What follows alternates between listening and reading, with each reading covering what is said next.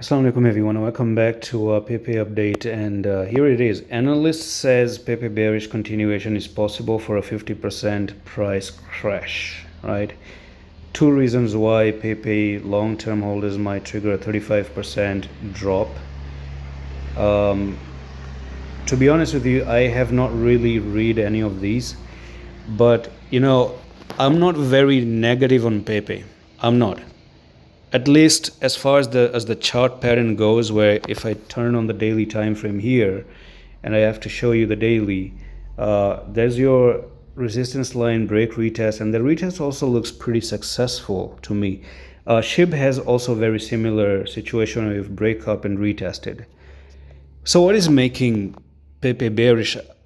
At least for now on the charts, it's not making it bearish.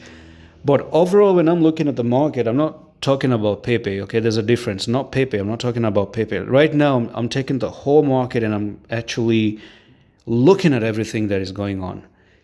70 to 80% of the market does look like they're going to drop down next week. 70 to 80% of the coins that I'm looking at. Except SHIB, except Pepe, and 2 to 3 others. They're not creating that negativity just yet on their chart patterns, but a lot of other coins are actually looking to drop to the downside. So that can maybe cause Pepe to drop as well. In terms of TA, I think Pepe still is not bad and could be tried for a trading with a stop down at 7802. And I always say this, maybe if you do come down to 7802 and take it out, you could actually even drop more further down to even 4635. That's something you have to keep in mind. So I'm just going to leave this here. I'm not going to stretch the video. Come down, take 7802, go down.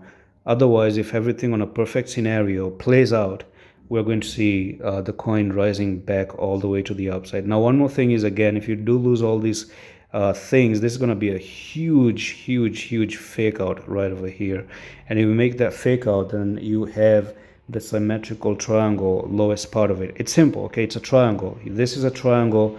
Break above the triangle, you go back up. This is what should happen, right? Because you have made the successful retest.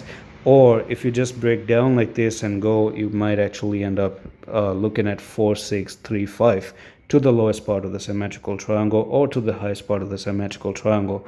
This top is going to make a lot of difference, which is 7802. That's actually the break it or make it kind of a point. If you go below it, it's going to be bad. If you just stay above it, you have really good chances of going back up again. So that's all for the video. And before I close it, if you may wonder which side am I on, honestly, I'm not going to trade at the moment because these are not my setups.